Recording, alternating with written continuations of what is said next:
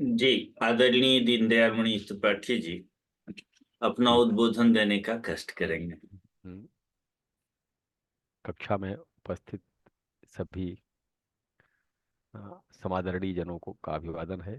सभी अ, अधिकांशतया कुछ सुविज्ञ है, कुछ विज्ञ है, कुछ अनभिज्ञ है। सभी को यथा योग्य हमारा अभिवादन, और जो कनिष्ठ कनिष्ठ हैं उनको आशीर्वचन। परमात्मने नमः। आज ये विषय जो श्री आदरणीय जगदानंद झा जी ने हमें उद्बोधन करने के लिए कहा है, कर्मकांड के विषय के ऊपर, कर्मकांड के प्रयोजन, सामान्य स्वरूप और उसकी उपयोगिता, आवश्यकता, आज के जीवन में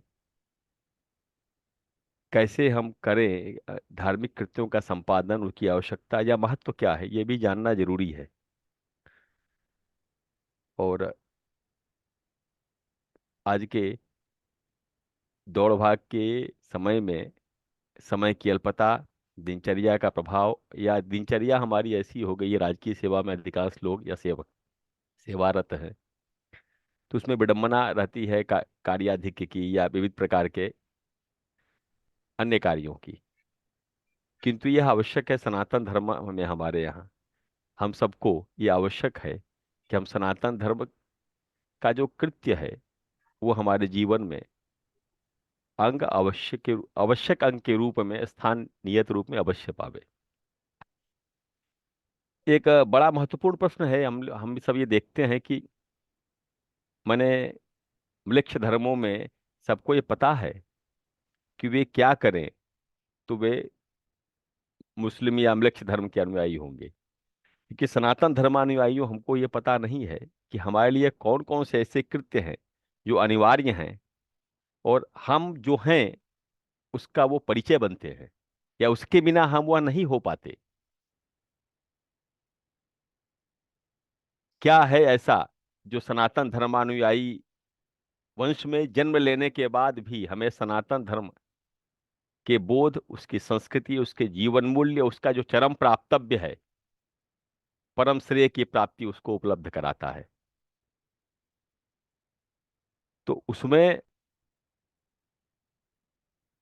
सबसे महत्वपूर्ण है, चाहे वह किसी भी वर्ण में जन्मा हो, चातुर्वर्ण या आश्रम की व्यवस्था में, पंच महायज्ञ हमारे जीवन का मूल आधार है।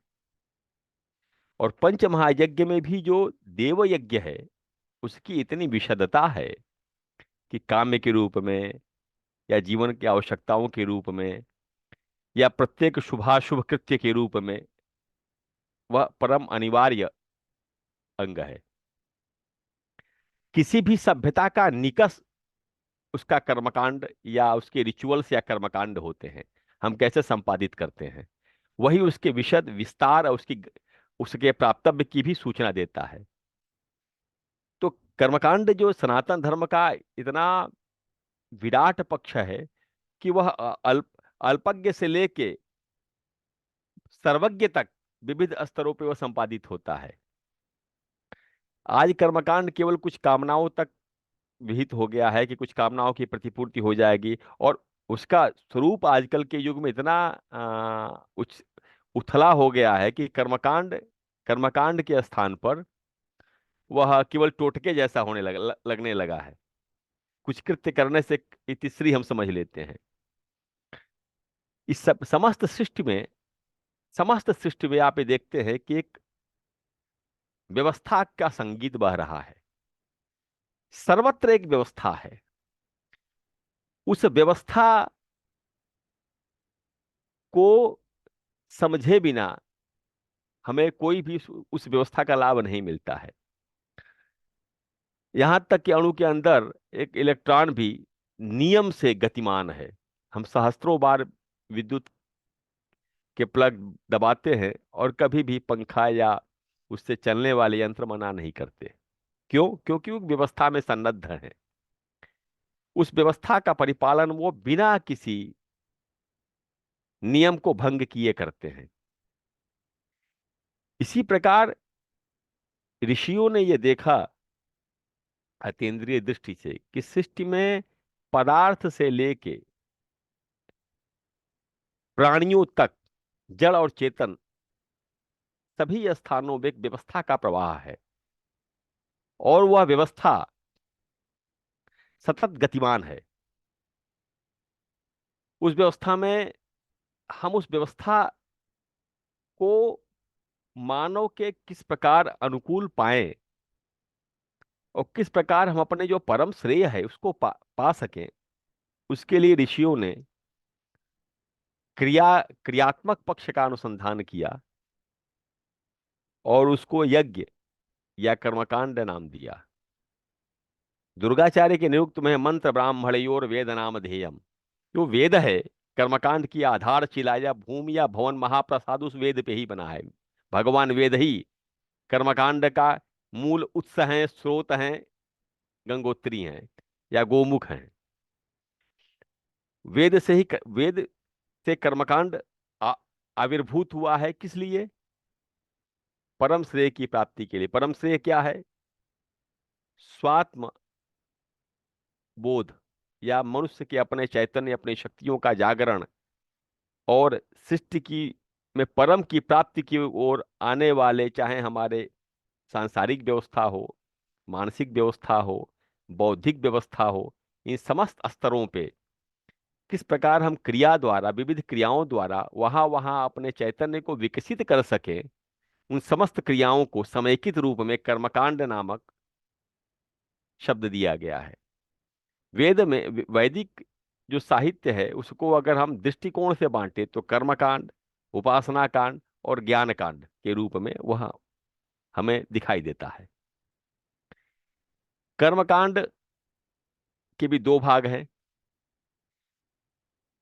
जिसको श्रौत कहते हैं, अर्थात वैदिक कर्मकांड, जिसमें श्रौत याग आते हैं, जिसमें सोम यज्ञ है, स्थाली पाक इत्यादि याग है, हविर याग है, श्रौत याग है इत्यादि है, जो सोमादि यज्ञ है, जो अब प्रायः नहीं के बराबर हैं, क्योंकि उसके अध्ययन की जटिलता, क्रियाओं के विज्ञ का उपलब्ध होना, आज के जीवन पद्धति में उसका समन्वित होना न होने से वे प्रायः लुप्त प्राय है। बहुत ही यतः किंचित ही अनुष्ठित हो रहे हैं। दिनचर्या भी व्यक्ति की ऐसी नहीं रह गई है कि वह निरंतर उस यज्ञ कार्य के संपादन में रहे। अनंतर ऋषियों ने स्मार्त कर्मकांड, जिसको अर्चना प्रधान कहा गया, वह हमें प्रदान किया है। अब वह देवोपासन रूप है। देवोपासन रूप का अर्थ है कि विविध देवताओं की उपासना। किस लिए देवताओं की उपासना हम करें? क्यों? क्या आखिर प्रयोजन है देवताओं की उपासना का? तो कहा है, देवाधीनम जगत सर्वम मंत्राधीनास्तु देवता। समस्त ये सृष्टि है देवताओं के अधीन है। क्या वो देवता कोई मनुष्य है? क्या एक विशिष्ट प्रकार की कोई शक्ति, परमात्मा का ही एक विशिष्ट प्रकार का सृष्टि नियंत्रण सामर्थ्य है देवता, और वह मंत्रों के अधीन है। तो ऐसा क्या है कि देवता मंत्रों के अधीन है?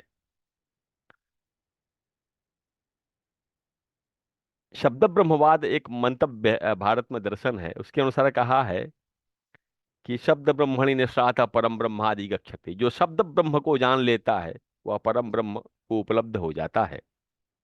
शब्द ब्रह्म क्या है? कहा, परमात्मा के जो चैतन्य राशि है, विराट चैतन्य राशि है, जो नाद स्वरूप है। मंत्र उस जो चैतन्य राशि है, मंत्र सागर, जो चैतन्य सागर है, नाद ब्रह्म का जो सागर है, शब्द ब्रह्म का जो सागर है, मंत्र उसकी तरंगे हैं। और जिस प्रकार तरंगों को ग्रहण करने से सागर का परिचय प्राप्त होता है, क्योंकि तरंग और सागर दोनों भिन्न नहीं है। तरंग सागर का ही परिचय है। उसी प्रकार कहा है कि सार्धक त्रिकोटि आगमोक्त मंत्रों में तो 3.5 करोड़ मंत्र कहे गए, ऐसा कहा गया है। सारे मंत्र का या इन सब का आशय यह है कि वो विशिष्ट शब्द राशि जो मनीषियों द्वारा चैतन्य में उपलब्ध होकर के बहिर्मुख विश्व में प्रकाशित किया गया है, उस चैतन्य में अधिष्ठित रहते हुए वे सभी शब्द राशि मंत्र कहे गए। आगमों में कहा गया है नादो मंत्र स्थितिर मुद्रा। आत्म उपलब्ध व्यक्ति का जो शब्द है वह मंत्र है, और वह जिस दशा में उसको अभिव्यक्त करता है उस दशा को ही मुद्रा कहा गया है। तो जितना कर्मकांड का भाग है आज स्मार्थ कर्मकांड का, वह विविध मंत्रों के रूप में उपलब्ध है। अब मंत्रों के भी कई भेद हैं, तंत्रोक्त मंत्र, पुराणोक्त मंत्र, और श्लोकात्मक जो श्लोकादि हैं या मनीषियों के कहे गए स्तोत्रादि हैं। तंत्रोक्त मंत्र क्या है? कहा तंत्र, आगम और निगम, दो भारतीय साहित्य में दो प्रकार की ज्ञान धाराएं रही हैं, वेद और तंत्र। तुलसीदास जी ने, गोस्वामी तुलसीदास जी ने जिसके लिए कहा है कि निगमागम सम्मत यद रामायणे निगदितम क्वचिदन्य तोपी। जो रामचरित्र के वर्णन कर रहे हैं वह निगम आगम सम्मत, अर्थात निगम के अलावा आगम। तो वेद और तंत्र दो एक समानांतर धाराएं रही हैं। वेद को कर्मकांड, नाना पुराण निगमागम हाँ सम्मतम हाँ यत्। हाँ जी, नाना पुराण निगमागम सम्मतम यद रामायण निगतम कुछ दंडितोपि। तो कहने का आशय यह है कि वेद और तंत्र दो धाराएं हैं कि वेद क्या तंत्र पृथक का नहीं। तंत्र वेद में ही बीज रूप में अनुस्यूत में है, भास्कर राय मखनी इत्यादि की टीकाओं में यह प्राप्त होता है। और परवर्ती काल में लोक में जब यज्ञ कार्यों का ह्रास हुआ तो आगमुक्त कार्यों का प्रणयन हुआ, क्योंकि इसलिए कहा गया उसमें कलौ आगम सम्मता या सर्वागमामना या महार्णवाय इत्यादि आप देखेंगे गजेंद्र मोक्ष स्तोत्र में।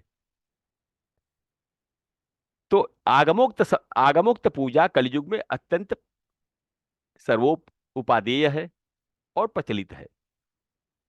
आगम क्या है? कहा आगतः शिव वक्त्रे भो गतम च गिरिजा सुतौ मग्नश्च हृदयाम्बोझे भोजे तस्मात् आगम कथ्यते। शिव के मुख द्वारा निष्पन्न, गिरिजा के या शक्ति के करणों में से जा करके उनके हृदय में स्थान पाने वाली जो ज्ञान राशि है वह आगम कही गई। तो कहा ऐसा क्या था कि शिव बोल रहे थे, शक्ति शक्ति श्रवण कर रही थी, इसका लेखन कौन कर रहा था जो गिरिजा तक ही आया? कहा नहीं, गुरु शिष्य पदे स्थित्वा स्वयं देवो सदाशिव पूर्व उत्तर पदैर्वाक्य तंतम समवतारयन। जो तंत्र या आगम है वो कहा जो आत्म उपलब्ध गुरु और जिज्ञासु रूप शिष्य में, आत्मोपलब्ध गुरु में परम शिव या शिव, और समर्पित रूप में परम नितांत निर्मल स्वांत जो जिज्ञासु शिष्य है उसमें शक्ति आविर्भूत होके इस दशा में पूर्व वाक्य और उत्तर वाक्य के रूप में जो तंत्र या महत्तम ज्ञान राशि आप्त पुरुषों द्वारा बहिर्विश्व में प्रकाशित हुई है वह आगम कही गई। अर्थात महापुरुषों के द्वारा अपने शिष्यों के लिए आत्मोपलब्ध होकर के जैसे बहिर्प्रकाशित किया गया है वही ज्ञान राशि आगम है। इसको एक बार और देखते हैं इस विषय में। गीता के संदर्भ में, गीता महाभारत में प्रकरण आता है कि एक बार अर्जुन ने कहा युद्ध के अनंतर कि मैं गीता विस्मृत हो गया हूं, पुनः एक बार कह दीजिए। तो कहा तुम तो बड़े मूर्ख हो। अर्जुन को भगवान कृष्ण ने कहा मैंने योगस्थ हो करके एक विशिष्ट अवस्था में तुमको व्यक्त किया था, अब उसको कहना संभव नहीं है। मैं एक छोटा सा एक इतिवृत्ति कहता हूं, एक कथा, उसको ही तुम गीता का सारांश मानना। उसका नाम अनुगीता है, आप देख सकते हैं, महाभारत में है ये। अर्थात योगस्थ होकर के भगवान कृष्ण ने शिष्य के रूप में जो प्रकाशित किया, हम उसको भी आगम कहते हैं। यामुना चायामुन मुनि का आगम प्रमाण इसी संदर्भ में आप देख सकते हैं। तो इस अवस्था में इसीलिए आगे जो पुराणोक्त मंत्र हुए वे भी आगमोक्त ही कहे गए, जो वो सब स्मार्त यज्ञ में प्रयोग होते हैं। फिर आगे स्तुतियां हुई, सहस्त्रनाम हुए, हृदय हुए, ये सब जितने कल्प आदि ग्रंथ हुए वे सब आगम ही उपयुक्त हुए। और आगमों में ने ही मूर्ति पूजा को विशिष्ट रूप स्थान दिया। मूर्ति और नाम, मूर्ति और मंत्र, ये दो आगमों की भारतीय सभ्यता को का विशिष्ट अवदान है। मैं आज के युग में कोई भी आगमोक्त यज्ञ पूजा से भिन्न यज्ञ नहीं, अन्य पूजा नहीं कर रहा है। तो उसी में आगम से ही आगे विस्तार हुआ है। पूजा पद्धतियों का स्मार्त का अत्यंत पुष्कल विस्तार आगम की दृष्टिकोण से हुआ है। अब इस स्मार्त यज्ञ में आगे देवार्चन का जो प्रकल्प आया, उसमें कहा है कि यजन, ध्यान, यजन कृतेय ध्यायते विष्णु त्रेतायाम यजनम मखैहि द्वापरे परिचर्यायाम कलौ तद हरि कीर्तनात् इत्यादि सूत्र हैं। उसका आशय ये है कि यज्ञ के, परमात्मा के यजन के 4 अंग हैं। ध्यान, यागादि कर्म, जो होमादि रूप यागादि कर्म है, परिचर्या अर्थात सेवा उपचार आदि के रूप में, और ईश्वर का नामानुकीर्तन, गुणानुकीर्तन, स्वरूपानुकीर्तन, जिस प्रकार चित्त का विषय बने। देव यज्ञ के रूप में जो कर्मकांड आज है, देव यज्ञ के रूप में, हमारे संस्कारों के रूप में भी देव यज्ञ है। कामनाओं की के रूप में काम यज्ञ है। क्यों कहा है? नित्य नैमित्तिक प्रायश्चित उपासना कर्म। नित्य नैमित्तिक प्रायश्चित उपासना कर्म ये हम करते हैं। नित्य कर्म, नित्य कर्म जो जन करते, जो नित्यान न करने प्रत्यवाय, नित्य कर्म न करें तो विघ्न आता है। जैसे स्नान करना, संध्या करना, इसके करने से पुण्य नहीं होता है, लेकिन न करने पे अपराध होता है। जैसे आप मुख शुद्धि न करो, स्नान न करो, शौचादि न करो, करने का पुण्य तो नहीं होगा, लेकिन न करने का दोष होगा। ये नित्य कर्म है। नैमित्तिक किसी विशिष्ट पर्व पे, दीपावली पे पूजन, गणपति चतुर्थी पे पूजन, नवरात्र में पूजन, किसी निमित्त विशिष्ट उस तत्व उन देवताओं की उपासना करना, यह नैमित्तिक अर्चन है, या नैमित्तिक उपासना कर्म है।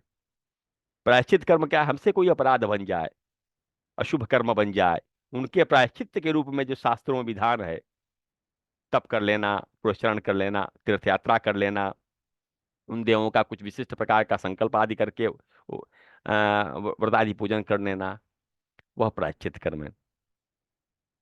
इसके अलावा एक कर्म है काम्य। कामना पूर्वक भी यज्ञ होते हैं। पुत्र प्राप्ति नहीं है, किसी को नौकरी चाहिए, किसी को आजीविका में पदोन्नति चाहिए, किसी को रोग व्याधि आदि है, उससे मोचन चाहिए, संतान पढ़ नहीं रहा और संतान की कामना, किसी के दाम्पत्य में विघ्न है, दाम्पत्य चाहिए। ये जितने काम्य कर्म हैं, इसमें काम्य कर्मों को किए जाने वाले कर्म भी देवार्चन के अंतर्गत काम्य रूप में आते हैं। निषिद्ध कर्म न करे।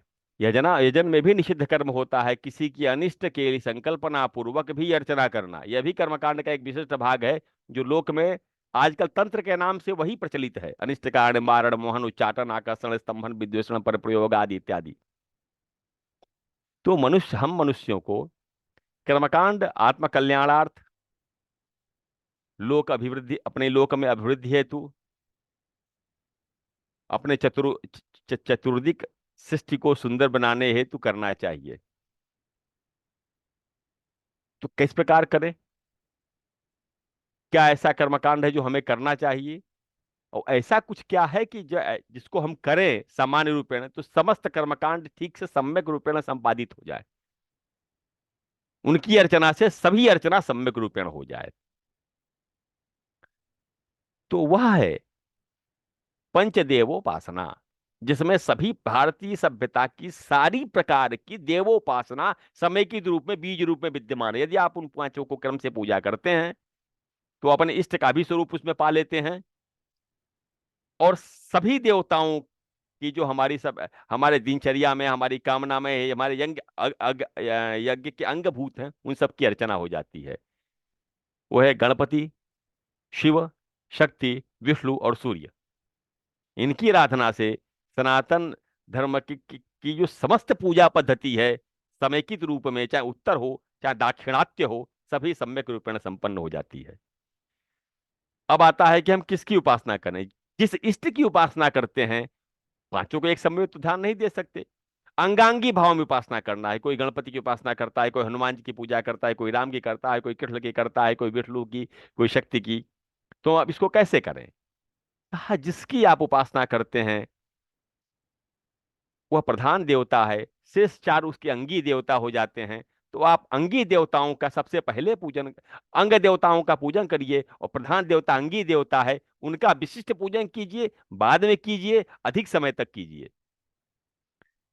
गणपति आदि पूजन के अंतर उनका स्तोत्र पाठ आदि है, अर्चन है, सामान्य अर्चन है। तो सबका पंचांग पूजन के बाद, इन इन चारों देवताओं का पूजन करने के बाद अपने प्रधान देवता का विशिष्ट रूपेण पूजन करना चाहिए।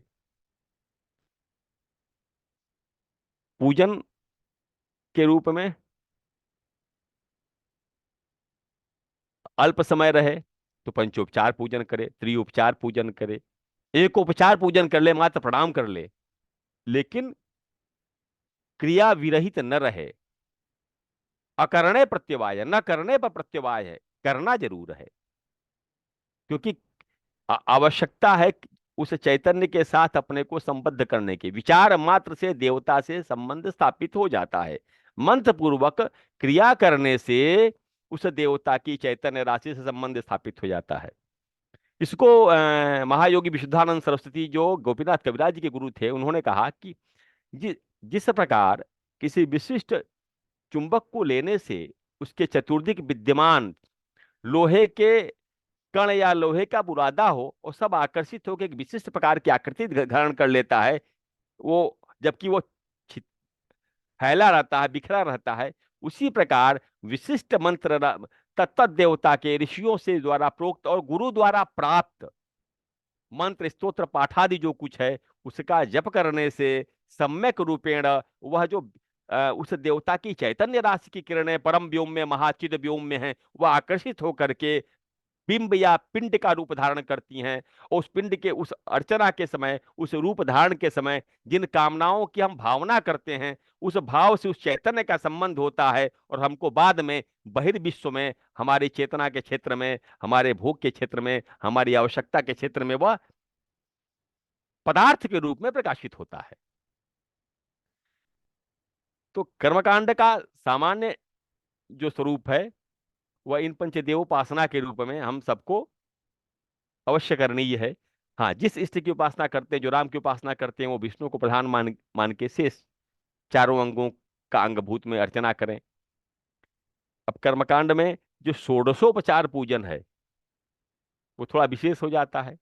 पंचोपचार जरूर करें, गंध अक्षत पुष्प धूप दीप नैवेद्यादि अर्चन पूर्वक उन देवताओं का स्तोत्र पाठ आदि करें।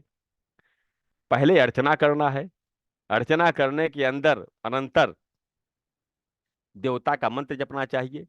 जप के अनंतर स्तोत्र पाठ का अंग आता है। इसको यूं कहना है कि जैसे व्यवहार के रूप में आपने किसी गुरुजन, किसी अतिथि, किसी महापुरुष को आपने बुलाया, तो आप उसको आसन देंगे, स्थान देंगे। जब उसके साथ आप सहज हो जाएंगे, उसके साथ उपचार करने के बाद, तब उसके साथ नैकट्य को प्राप्त करने का मानसिक नैकट्य प्राप्त करेंगे। जब मानसिक नैकट्य प्राप्त कर लेंगे तब अपनी बात कहेंगे। तो इसी प्रकार उसके साथ सहज होना, उसका आपके प्रति सहज होना उपचार समझिए, आपका उसके प्रति सहज हो जाना, संबद्ध हो जाना मंत्र जपादि समझिए, और अपनी अपनी आत्मनिवेदन है वह स्तोत्र जपादि है।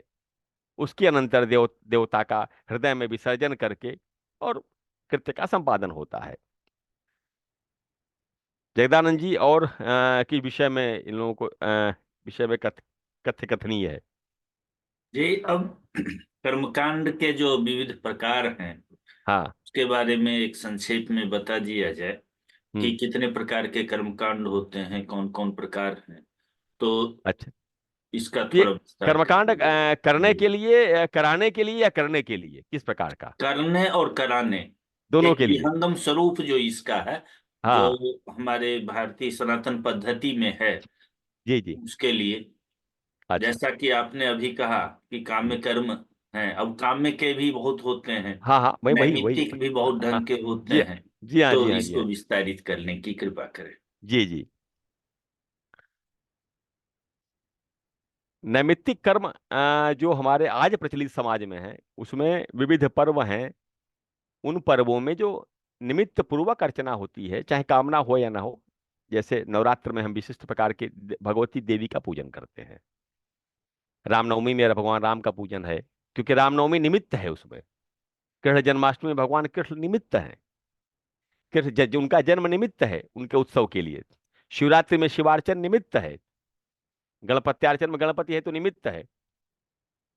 और मकर संक्रांति में सूर्य निमित्त है। तो इन पंच देवोपासना का हम निमित्त रूप में पूजन करते ही करते हैं। तो नैमित्तिक अर्चना जो ये हम पांचों की करते हैं, उसके तत्त देवताओं की उपासना पद्धति में अर्चना विधान उपलब्ध हैं। तो अब दो प्रकार के देव शक्तियां हैं, वह पुल्लिंगवाची स्त्रीलिंगवाची। व्यवहार में यह है, जो पुरुषवाचक समस्त देव शक्तियां हैं, उनका आप सब या समस्त कर्मकांड ग्रंथों में भी पुरुष सूक्त से, चूंकि विष्णु विराट पुरुष के ही सभी अंग हैं, तो पुरुष सूक्त से सबकी अर्चना हो सकती है। और देवी की यदि अर्चना करनी है तो श्री सूक्त से सबकी अर्चना हो सकती है, उपचार भी हो सकता है, स्तुति भी हो सकती है। तो पंचदेवोपासना के पंचदेवों के जितने पर्व हैं, या इससे इतर जो भी पर्व हैं, उन सब में उनकी अर्चना ही होती है निमित्त रूपेण। तो जो आचार्य गण उसमें कर्मकांड में निरत हैं, उनको तो थोड़ी विशेषज्ञता उसके लिए आवश्यकता होगी, मंत्रादि ज्ञान पूर्वक। लेकिन जो स्वयं करना चाहते हैं, वो श्लोकादि पाठ के रूप में उनकी स्तुति जरूर करें। जैसे सबसे पहले हम गणपति के रूप में आते हैं। अगर नैमित्तिक के देखें तो गणपति पंचदेव उपासना, पहले गणपति को देखते हैं। गणपति अर्चना में न्यूनतम क्या कर सकते हैं? विशद की तो कोई सीमा नहीं है। वो गणपति संप्रदाय में बहुत से स्वरूप हैं उसके, विराट उसके और पक्ष हैं, लेकिन सामान्य रूप में, चूंकि वो सबका विषय नहीं है, सामान्य रूप में हम आप क्या करें कि उससे सहज क्रिया भी शास्त्रीय रूप में शुद्ध हो और हमें उसका जीवन में प्रभाव भी दिखे। गणपति मूलतः पृथ्वी तत्व के स्वामी हैं। हमारे जीवन में पार्थिव, पृथ्वी का अर्थ है जितना कुछ पार्थिव विश्व है, वो सब गणपति के नियंत्रण में है।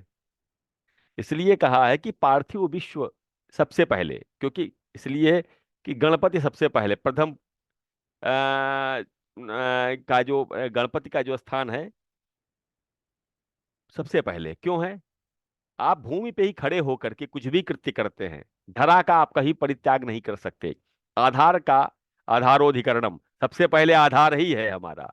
तो पृथ्वी तत्व या पदार्थ, हम कुछ भी अर्चना करेंगे वो पदार्थ से भिन्न नहीं होगा। जो हम उपचार करेंगे, जो वस्तुएं चाहेंगे या वस्तु जो देंगे, तो उसके अधिष्ठाता भगवान गणपति हैं। तो गणपत्यार्चन कैसे करें? सब गणपति को का एक नाम है क्षिप्त प्रसादन, अर्थात तत्काल और सद्य प्रसन्न होने वाले। तो गणपत्यार्चन में गणपति को द्वादश नामादि जो आचार्य गण कहते हैं, शुभ चैक दंतादि, उससे उनकी स्तुति कर सकते हैं। उसके अनंतर सबसे पूजा प्रारंभ करते समय उनकी स्तुति करें। उससे अधिक फल चाहते हैं तो दुर्वांकुर, एक एक नाम से दुर्वांकुर से अर्चना कर लें, तो वो कृत्य संपन्न हो जाता है गणपति की अर्चना का। और विशिष्ट करना चाहते हैं तो षोडशोपचार में जो उपलब्ध है उस सामग्री को समर्पयामी, और जो अनुपलब्ध है उसको कल्पयामी कह करके अक्षतादि अर्पित करके भावना पूर्वक अर्पित करना चाहिए। गणपति का सबसे प्रभावी स्तोत्र मंत्र जो है वो गणपति अथर्वशीर्ष जो व्यवहार में है पाया जाता है। लेकिन चूंकि उसका स्वरादि ज्ञान न होने से सम्यक फल परिणाम नहीं मिलता है, तो मैंने ये देखा है कि अगर किसी आचार्य से गणपति सहस्त्रनाम या गणपति शतनाम स्मरण कर लिया जाए, उसके बाद दैनिक पाठ किया जाए, अथवा संकट नाशन गणपति स्तोत्र, छोटा सा है, प्रथम एक प्रथम वक्रतुंडम एक दंतम द्वितीयकम इत्यादि जो है, इसको स्वयं ब्राह्मण से श्रवण करके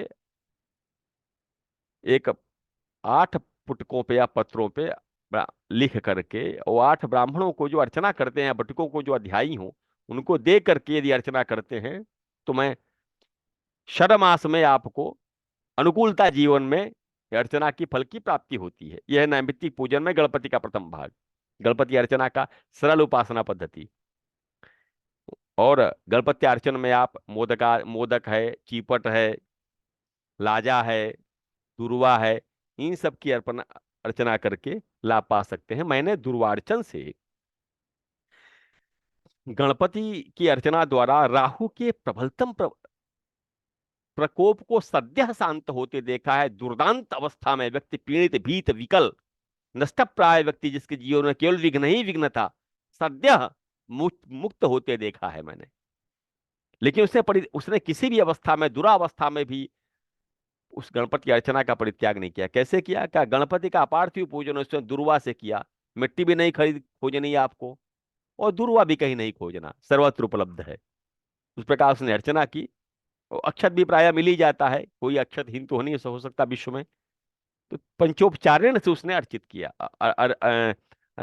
अर्चित किया भगवान को, और अभीष्ट कामना की संसिद्धि पाई। तो नैमित्तिक कार्य गणपति पर्व में करें तो अच्छी बात है, लेकिन नित्य भी करते हैं तो परम साध्य की कामना की उपलब्धि हो जाती है। वही नैमित्तिक कर्म काम में भी हो जाता है, तो कामना के रूप में भी वही देवता परिणाम देता है। किसी निमित्त विशेष में करेंगे, निमित्त के लिए तो निष्काम कर सकते हैं, तो भी देवता परिणाम देता है। लेकिन यदि आप काम में करते हैं तो सद्य परिणाम देता है, क्योंकि आप उसके लिए समर्पित हो जाते हैं। फिर इसके अनंतर है शक्ति उपासना। शक्ति उपासना में भगवती के 2 पर्व हैं, या अन्य महीने के कृष्णाष्टमी, कृष्ण चतुर्दशी। शाक्तों के 5 पर्व हैं। जो शाक्त उपासना में दीक्षित हैं, और नहीं अगर शक्ति की उपासना करनी है किसी विशिष्ट व्यक्ति को, और नैमित्तिक को भी काम में बना के भी करना है यदि चाहता है, तो वह कृष्ण अष्टमी, कृष्ण चतुर्दशी, अमावस्या, अर्थात कृष्ण पक्ष में 3 तिथियां हैं, कृष्ण अष्टमी, चतुर्दशी, अमावस्या, पूर्णिमा और संक्रांति। ये महत्व पर्व है शाक्त उपासकों के लिए। नवरात्र में भी आप करें, लेकिन इन पर्वों में भी अगर आप चाहते हैं कि हमेशा करना, तो इन पर्वों में कर सकते हैं। दूसरा, भारतीय परंपरा में 2 प्रकार की उपासना पद्धति प्रचलित रही है, यहाँ बताना जरूरी है। एक तो ज्ञान प्रधान, दूसरी क्रिया प्रधान। ज्ञान प्रधान श्रुति को कहा गया, क्रिया प्रधान आगम को कहा गया। ज्ञान बल प्रधान श्रुति, क्रिया बल प्रधान स्मृति।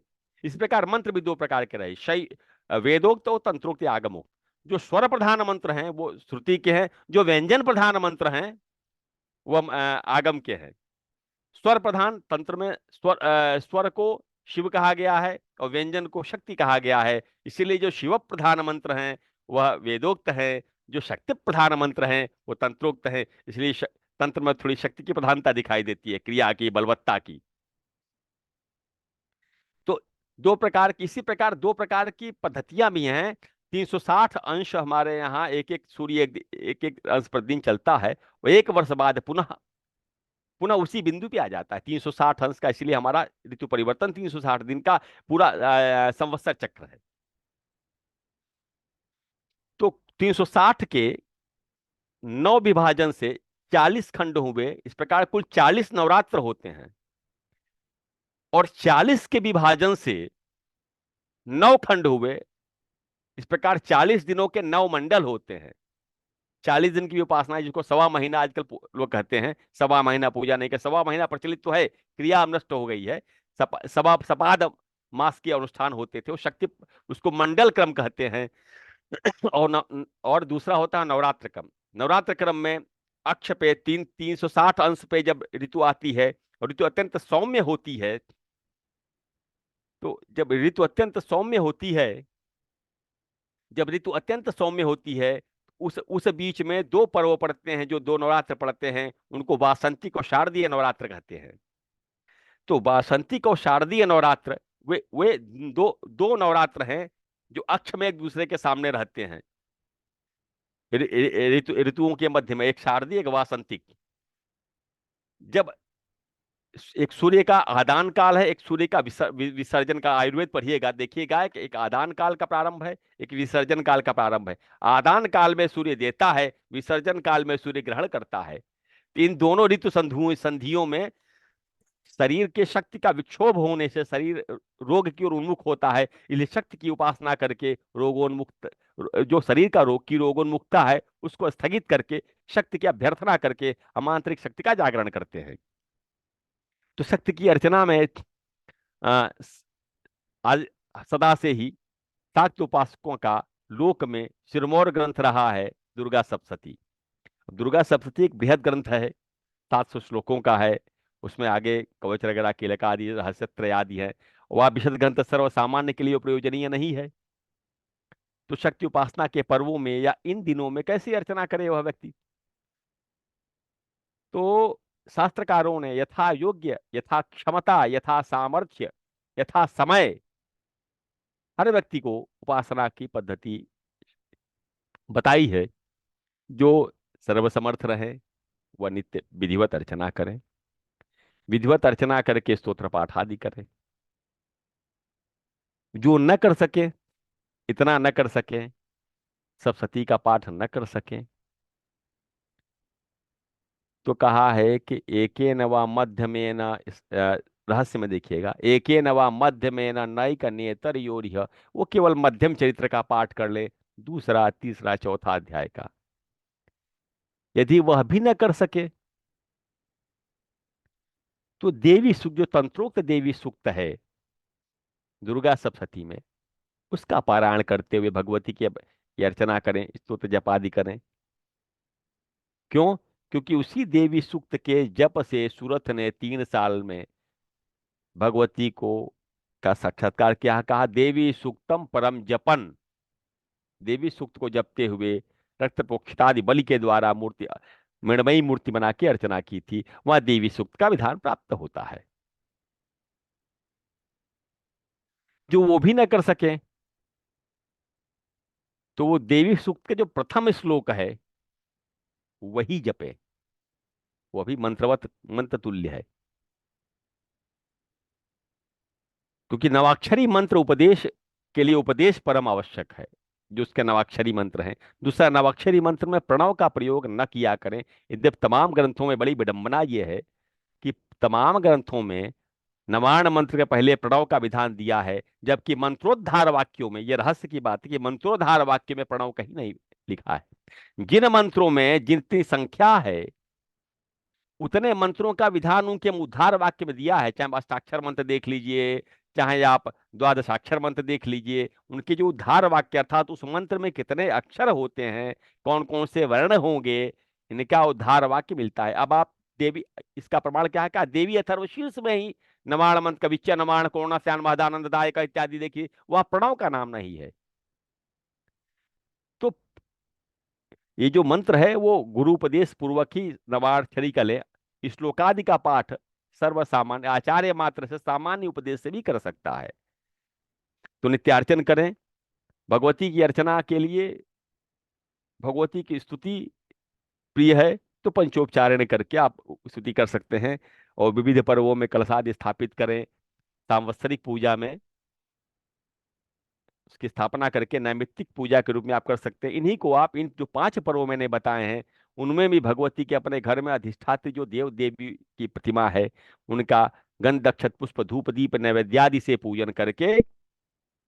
दूसरा एक विशेष विषय और भी हमारा विमर्श करने योग्य है आज के युग में, कि यज्ञ तो हम बहुत करते हैं, अर्चनादि बहुत करते हैं, लेकिन शुचिता अशुचिता का ध्यान न करने के कारण वह यज्ञ सम्यक परिणाम को प्राप्त नहीं होता है। शाक्ताज कोई भी यज्ञ कर रहे हैं, किसी भी व्यक्ति के, किसी भी अतिथि के, महापुरुष के सेवा का प्रारंभक जो मुख्य अंग होता है वो होता है उसके लिए दिया गया नैवेद्य या भक्ष्य। पुरुष के लिए भक्ष्य जो निवेदित करते हैं, प्रसाद आदि अर्पित करते हैं, तो हम उसको क्रय करके ले आते हैं। स्वयं किस अवस्था में पूजा करने के लिए? स्नान करके पूजा करने के लिए, गंगा आदि स्नान करके परम पवित्र भाव में ले आते हैं। और कहते हैं कि ये उच्छिष्ट न हो जाए इसलिए किनारे रख दो, लेकिन हम उसी कोष में से ले आते हैं जहां उसमें से, जिसके मूल में से अनेकानेक लोग उसको भक्षित कर चुके हैं। और यह भी हमने परीक्षित नहीं किया है कि जिसने बनाया है वह कैसा रहा है, उसकी शुचिता अशुचिता का ध्यान नहीं रखते।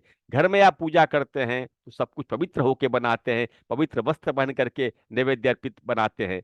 लेकिन क्या कभी हमने ये सब देखा है? जो सृष्टि के सर्वोच्च व्यवस्था को दिए गया जो नहीं, जो हमारा अर्पणीय विषय है, वो कितना शुद्ध होना चाहिए। आपके द्वारा बना गया, निर्मित किया गया, उसमें जो भाव भी रहता है, चाहे वो हलवा हो, चाहे वो मिठाई हो, जो कुछ भी हो, चाहे वो शुष्क फल हो, उस वह अधिक पवित्र है यदि आपने शुचिता की परीक्षा नहीं की है जो आप ले आए हैं। यदि कोई ऐसा व्यक्ति बनाता है पर्व स्नान करके पवित्र भाव में, नैवेद्य बिल्कुल भिन्न रहे, शुचिता का ध्यान रखे, वह दुकानदार इस पर देते समय भी स्पर्श दोष से विरहित हो, विविध अंग प्रत्यंगों का स्पर्श न कर रहा हो, तभी हमारा यज्ञ सम्यक रूपेण संपन्न होता है। अन्यथा जिस प्रकार 20 लाख का वाहन खरीदने के बाद भी एक छोटे से यंत्र के बिना वह वाहन नहीं चलता, उसी प्रकार महद यज्ञ संपन्न होने के बाद भी नैवेद्यादि कृत्यों में जो प्रत्यवाय आता है, उससे यज्ञ का फल प्राप्त नहीं होता है। और अल्प भी नहीं प्राप्त होता है। क्यों? क्योंकि आप सबने सुना है कि यह शास्त्र विधि मुत्सृज्य वर्तते काम कारतः न ससिद्धिम अवाप्नोति न सुखम न पराम गति। अर्थात न सिद्धि मिलती है, न सुख मिलता है, न सदगति प्राप्त होती है यदि शास्त्र की विधि में प्रत्यवाय होकर के उस कृत्य को संपन्न करे। कहते हम तो ऐसे ही कर लेंगे, हमने तो ऐसे ही कर दिया। इसमें हमारे कहना प्रमाण नहीं है, शास्त्र का मुख्य प्रमाण है। क्योंकि हमने लिखा है यजे स्वर्ग काम, स्वर्ग की कामना से यजन करे, वेद कहता है। हमने स्वर्ग नहीं देखा, प्रेत नहीं देखा, देवता नहीं देखा, सूक्ष्म जगत नहीं देखा, लेकिन वेद कहता है। तो वेद के वाणी हमारे जीवन में प्रमाण के रूप में दिखती है। क्योंकि कहा है कि वेद का वेदत्व क्या है, श्रुति आप्त का आपतत्व क्या है। कहा कि प्रत्यक्षणानुमित्या वस्तु उपायो न बुद्धते, जो प्रत्यक्ष से दृष्ट नहीं है, अनुमान से भी जिसका बोध ना हो, क्योंकि अनुमान के लिए भी प्रत्यक्ष होना जरूरी है। तो जो नहीं दिखता वह जिसके द्वारा हमें ज्ञात होता है, और उस कृत्य को जब उसके ज्ञान के बाद करने वाले कृत्य को जब सम्यक संपन्न करते हैं, तो हमें वही परिणाम प्राप्त होता है जो उस शास्त्र में निर्दिष्ट है। तो यह जो ज्ञान है, यह जो प्रामाण्य है, यह जो तत्व है, यही वेद का वेद है, वेदत्व है, और यही आप्त का आप्तत्व है। समाधिनिष्ठ पुरुष महापुरुष भी ही आप्त कहा गया तत्त विषयों में। तो शक्ति की उपासना इस प्रकार काम्य के रूप में, फिर विष्णुवादी अर्चन के रूप में राम कृष्ण विष्णु इत्यादि जितनी जिनके जिनके जो पर्व हैं, वे सब हमारे लिए उपासनीय हैं, वो उपास्य हैं। तो राम कृष्ण की उपासना चाहे विग्रह के रूप में करें, चाहे शालिग्राम शिला के रूप में करें, पुरुष सूक्त से अर्चन कर सकते हैं, श्लोकादि से अर्चन कर सकते हैं। और अल्प समय अगर आपकी मात्र अर्चन नहीं है तो स्मरण करके तुलसी दलादि अर्पण करके आप दैनिक अर्चना में विष्णु सहस्त्रनाम का पारायण करें तो सर्वोत्तम फल प्राप्त हो जाता है। यह नैमित्तिक अर्चना का स्वरूप है जो अल्प में हम कर सकें। न हो तो द्वादश नाम विष्णु के ही अर्पित कर दें। वो सबके अल्प अल्प नाम हम समूह में आप झां जी को दे देंगे, जिससे एक समेकित पद्धति, छोटी सी पद्धति जो सर्वसामान्य हमारे करने के लिए हो। लिखा भी है हमने, अभी इसका प्रयोजन नहीं रहा, अभी समय नहीं मिल सका क्योंकि कल तक बच्चों की परीक्षाएं थी, झां जी ने कहा, तो अभी मैं उस साहित्य को संकलित करके नहीं दे पाया हूँ। तो वो कृत्य अर्चना के रूप में, नित्य नैमित्तिक के रूप में वो सब संकलित है। दूसरा, विष्णु की अर्चना, विष्णु के अंतर शिवार्चन के रूप में, तो जगत में सबको ज्ञात है शिवार्चन। तो शिवार्चन के रूप में आप स्तुति पाठ, पंचोपचार पूजन करके, जलादि अर्पण करके आप पंचाक्षर स्तोत्र का, सर्व सर्व सुज्ञात रुद्राष्टक का पाठ कर सकते हैं, वेदसार शिवस्तवा का पाठ कर सकते हैं। और पंचाक्षर तो सर्वप्रिय है ही, द्वादश ज्योतिर्लिंग स्तोत्र का जो स्मरण है वो पाठ कर सकते हैं, नाम स्मरणात्मक कर सकते हैं, विश्वनाथाष्टक कर सकते हैं। तो शिव को जल, बिल्वपत्र, भस्म ये अत्यंत प्रिय है।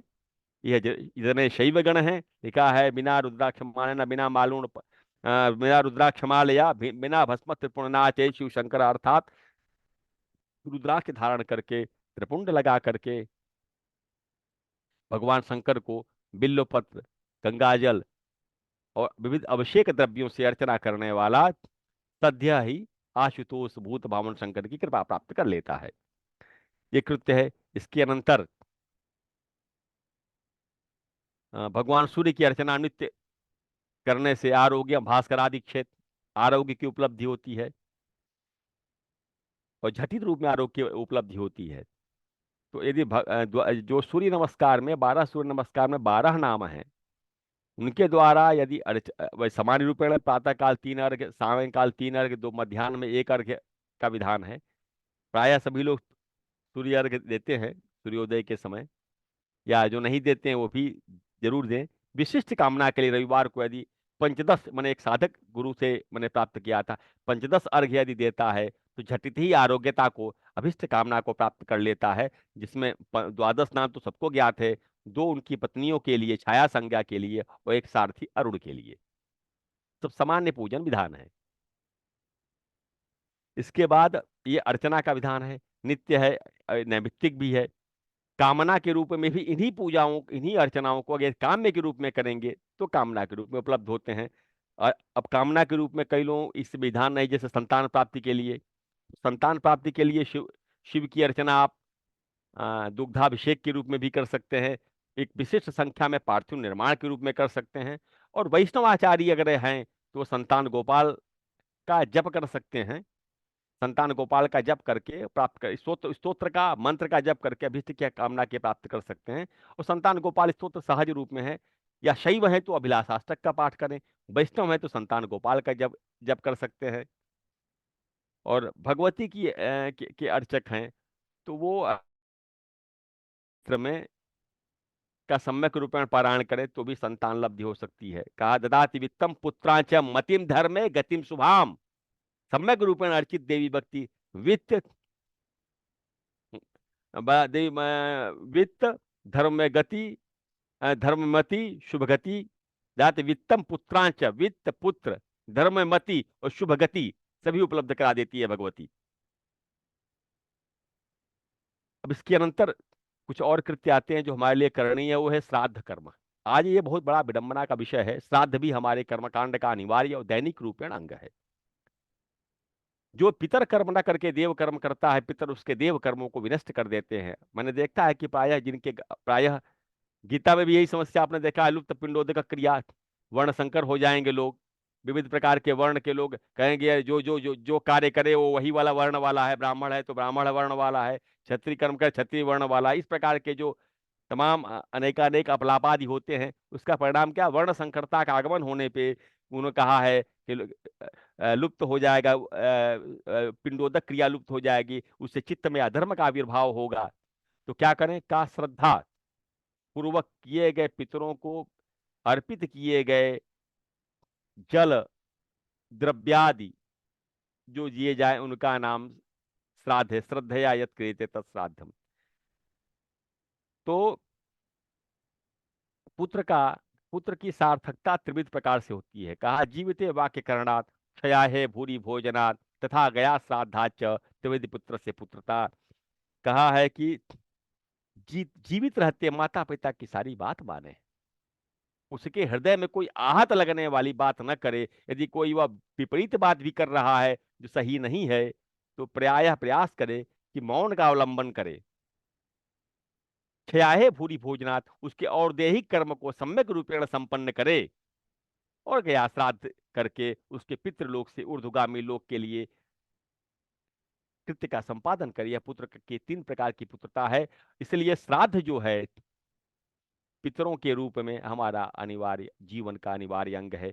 पितृकर्म अवश्य में करणीय है, क्योंकि हमारा समस्त शरीर पितरों द्वारा हमको प्राप्त हुआ है और उनको दैनिक रूप में पितरों को स्मरण करके तर्पण आदि जल अर्पण आदि कर्म करते हैं। आजकल बड़ी विडंबना है कि लोग गया श्राद्ध करने के बाद पितरों को छोड़ देते हैं, अर्थात गया श्राद्ध इसलिए नहीं करते कि पितर तृप्त हों, गया में पिंड इसलिए करते हैं कि पिंड छूट जाए।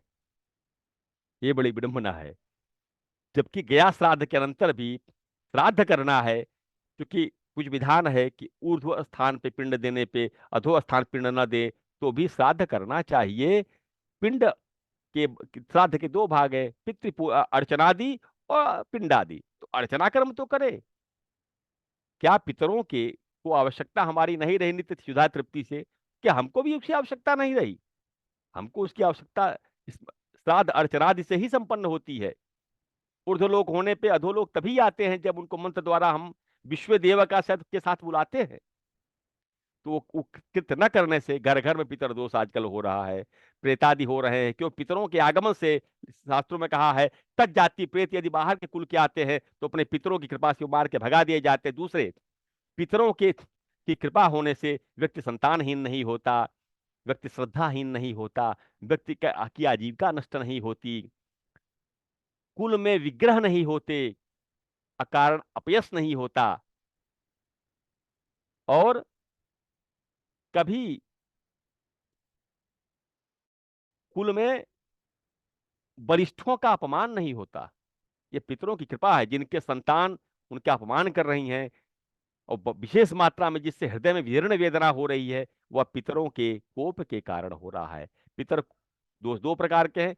ऊर्ध्वलोकस्थ पितरों की सम्यक अभ्यर्थना न होने से उनके द्वारा प्राप्त कृपा का लोप हो जाना है, पितर कोप है। दूसरा, पितर कर्म सम्यक संपन्न न होने से किसी विशिष्ट प्रकार की अधोगति प्राप्त जीव के अधोगति प्राप्त होके अपने कुल के द्वार में ही निवास करने से उनके द्वारा जो उस मृत्यु काल में उत्पन्न वेदना और जीव की सूक्ष्म वासना का जो व्यापक प्रभाव हमारे कुल में पड़ रहा है, उस प्रभाव को भी पितर दोष कहा गया है। उसके लिए श्राद्धादि कर्म, तत्त कर्मों के लिए तत्त श्राद्धादि कर्म विधान है।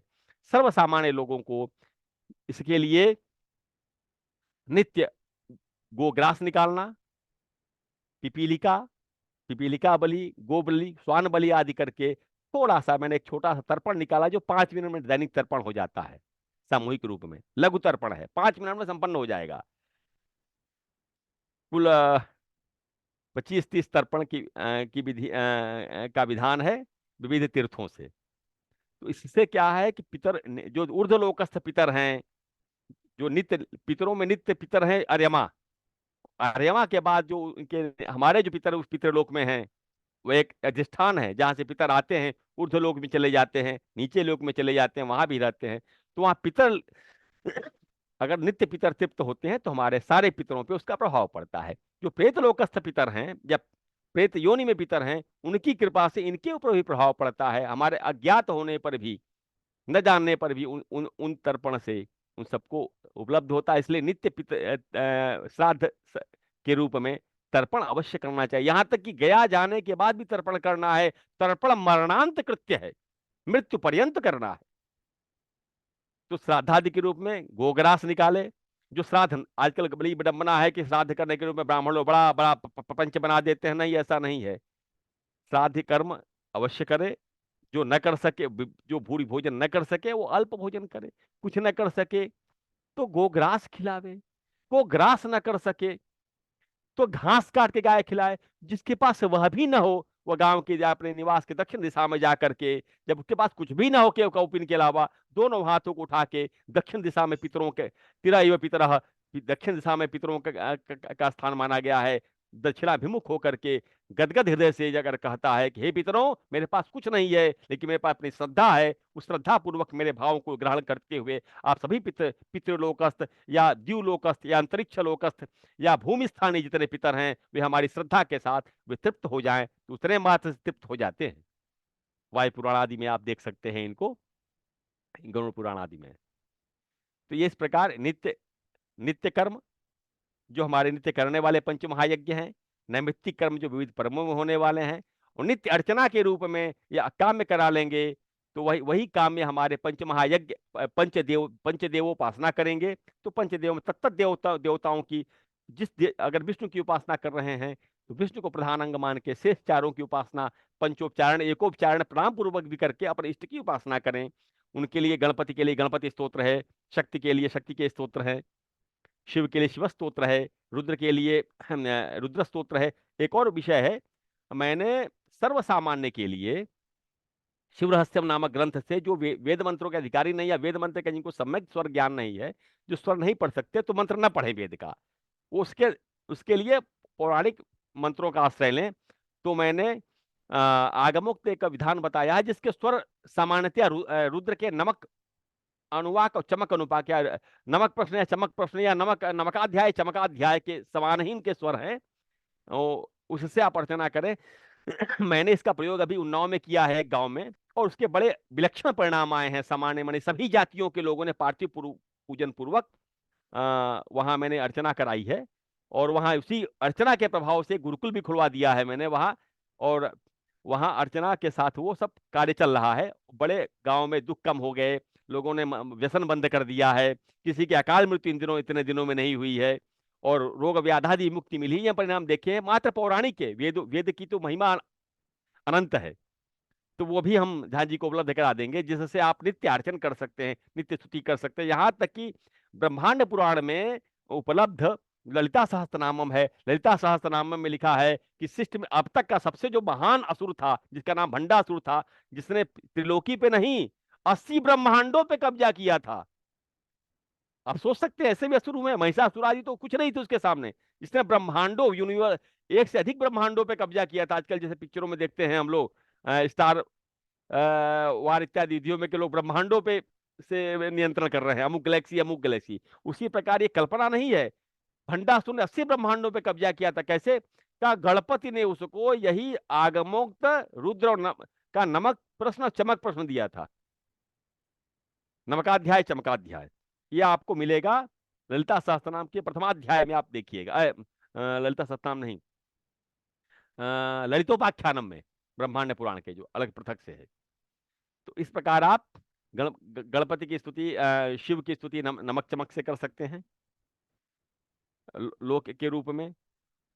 और पितरों के लिए अभी बता दिया, देव कर्म पितर कर्म, ये दो प्रकार के कर्म विभक्त हैं। देव कर्म में पंचदेवोपासना, श्राद्ध के रूप में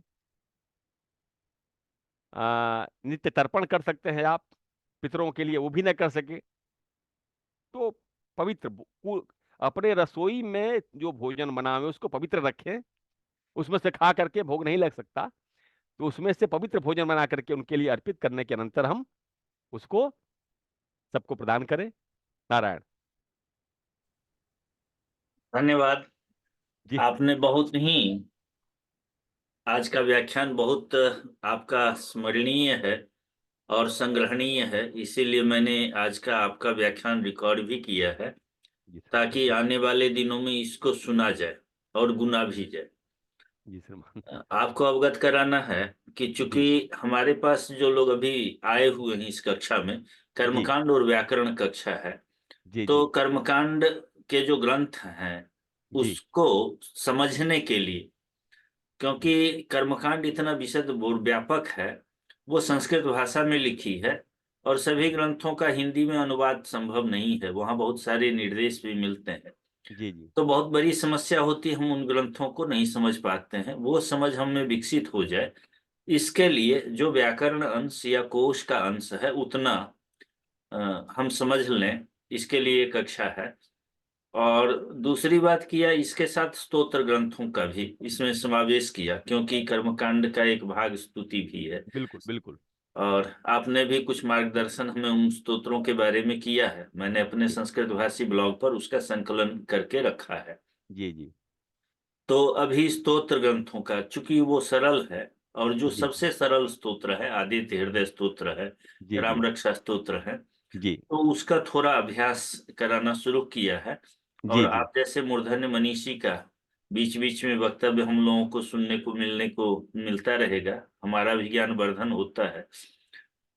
अभी बहुत अंश तो छूटे हैं, कर्मकांड इतना बड़ा है, नीलकंठ भट्ट का। जी, वो सागर के तरंग लोग, जैसा है ना, सागर है जी भी तो जी तरंग जी, है तो। उनका जो दान मयूख और सारे मयूख, 12 मयूख उन्होंने लिखे, जी जी और उसको जब हम पढ़ते हैं तो पता चलता है कि कर्मकांड का क्या क्या क्षेत्र हो सकता है। प्रतिष्ठा का भी क्षेत्र है, शांति का है, गृह शांति से लेकर के बहुत प्रकार के शांति कर्म होते हैं। तो एक दिन और आपका हम समय हाँ चाहें। हाँ, और इष्टापूर्त कर्म, अभी इष्टापूर्त कर्म शेष रह गए हैं, जी इष्टापूर्त। जी जी, जी जी तो वो सभी के बारे में थोड़ी थोड़ी जानकारी हो जाए। जी कभी हमें आवश्यकता नहीं होती है देव मूर्ति जी। स्थापन के लिए, लेकिन जानकारी आवश्यक है। नहीं, परिचय हम, तो होना ही चाहिए। जी जी, परिचय, तो इसके लिए हम आपसे एक दिन के लिए और आग्रह करेंगे। आप जी सादर यहाँ आमंत्रित रहेंगे। हमारे बीच में बहुत सारे जिज्ञासु हैं, कुछ कर्मकांड कराते हैं, कुछ लोगों को आजकल कोर्स में ये लागू हो गया है, जी जी जी कर्मकांड किए हैं विश्वविद्यालयों ने, जी जी स्वरोजगार की दिशा में लोग जी इसको रोजगार के रूप में अपना सके। किन्हीं जी को कुछ पूछना हो तो एक दो प्रश्न आप पूछ सकते हैं। किन्हीं को कुछ पूछना है?